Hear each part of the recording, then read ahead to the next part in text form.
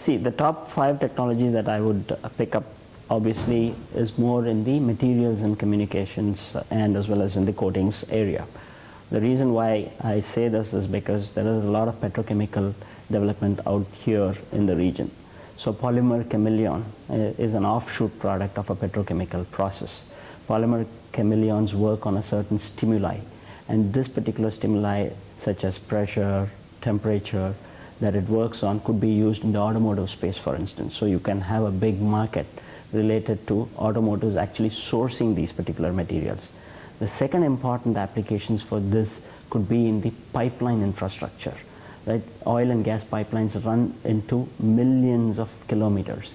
So the major problem that the oil and gas industry has is related to corrosion. So these polymeric membranes, as well as, these polymeric substances actually have a property that will ensure to prevent corrosion within the pipelines. So we see this particular development is going to kind of lead a lot of innovations as well as transform changing of all these pipes.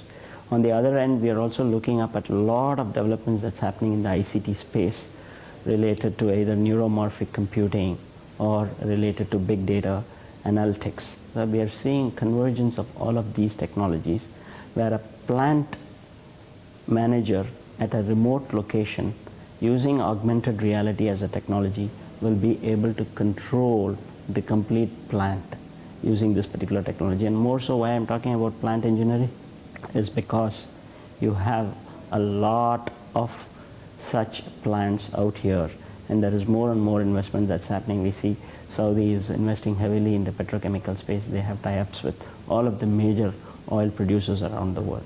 So we see this as an important development.